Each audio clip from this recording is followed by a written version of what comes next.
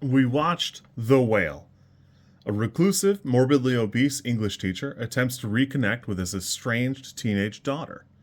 It's about 117 minutes, and most notably, it is based on a play written by the writer of this film, Samuel D. Hunter, and therein kind of lies the problem. Because everything good about this movie comes directly from the play, so it's already got a basis in being, getting some acclaim there, and Brendan Fraser's performance here. Sadie Sink does a great job too, but it was important at the time because Brendan Fraser had fallen out of the public eye and now had returned. So all of the things that are a big deal there are those two things. I struggle to really credit Darren Aronofsky with anything other than he moved the couch forward so that they could play around the couch instead of, as only being in the apartment. There are only a couple of things that aren't directly in the apartment where they travel around. I only read a little bit of the script for the play, and as far as I can tell, they mostly follow the same story beats and, the same progression, but even some of the portrayal there of the side characters are portrayed in such a way, it's so bizarre because of how their performance comes off. I think Brendan Fraser's doing a great job, and just every now and again, there will be a back and forth between an actor and an actress, and it's just so, I don't know, stilted. The performance is the way it would be for a play, but because it's not adapted perfectly, some of the dialogue comes off as bordering on unnatural. There's a big bit in the article about moving the timeline ahead from I think 2009 to 2016. I don't really understand why or to what end, because there's just like a news snippet on television. I don't really see anything else as changing anything overtly. A bunch of this is wrapped up in just a lot of things that I don't know that it needed to be. There's a lot of mixed reviews later on. In Wikipedia, there's an entire paragraph of, I don't know, there's just not a lot of 600-pound actors, if I had to guess.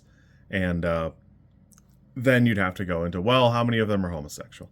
And there's just a big part of the film is wrapped up in talking about homophobia, fat phobia, and the occlusion you receive when you are either of those things, much less both. And I don't know, I'm guessing the play handles it very differently. In the movie, a little bit of it seems like it's saying, yeah, this guy's suffering and he's bad because he's fat, and he's fat because he's bad. And it just doesn't seem like what the play is trying to get at, so it's kind of weird. There's even a paragraph where Aronofsky doesn't understand the criticisms or chooses to completely misread why people are talking about it the way they are. A handful of the shots are, it's this actor talking like this, and then it cuts, and it's this actor talking like this directly at the camera, which is weird because it's not very cinematographic. It's just a really weird way to portray a couple of things. It's a bizarre way to cut things a bunch. Because it's not that they didn't have a camera on what I guess is a dolly or whatever. There's a couple smooth transitions, but a lot of them aren't. And it's really peculiar, though not that peculiar for Aronofsky, if we're being honest. A lot of the movie is wrapped up in grief and remorse, a little bit of all those things, and trying to get over things and trying to move past grievances or get forgiveness. I would argue that while it does a great job, again, a lot of this is really tied up in what the play was and Fraser's performance. Chau does a fantastic job. It's just hard to love her here because she's definitely an enabler figure in Fraser's character's life. So it's tough to really love. Though I will admit, it's probably pretty on brand.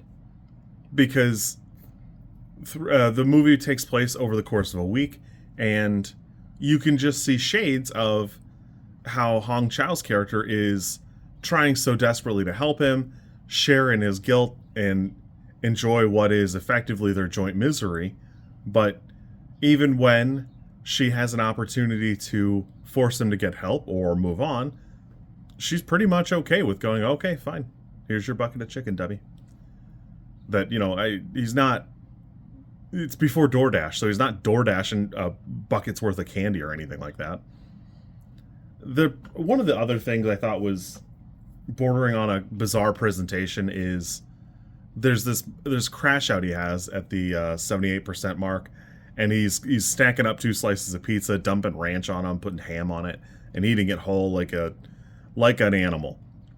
And it's gross. It's meant to be, but it's so counter to everything we have going on in the movie that it's just gross. In the same way that when he finally gets up at the end of the movie, it's portrayed as like revolting. And I don't think that's really what it was trying to say, at least from the play's perspective. Somewhat notably, Samuel D. Hunter, both a homosexual, overweight man, though, again, I don't think he was 700 pounds at any point, he's struggled with these feelings, so I don't think that would have been his intent in the play. I don't know. I liked this movie, but I think everything good about it comes from the cast and the screenplay that came from a play. So I struggle to really credit Darren Aronofsky, as with his typical. The good things he does are things that he took from other people, and they would have been good with any director. So it's just it is what it is. I had a good time with this. This for me is like a 6. I liked it a lot, but I don't know how much better it is than the play, other than it has a higher budget and parts of it kind of miss the point. You kids be good. I will catch you later. If you like this content, I'm supposed to ask you to like, comment, and subscribe. I think like is here, and comment is probably down there, and subscribe over there somewhere too, I think. I don't know how many times this like snippet is gonna make it into a video. Everybody says you should do it this way, and I always thought it was just like an annoying thing other YouTubers did.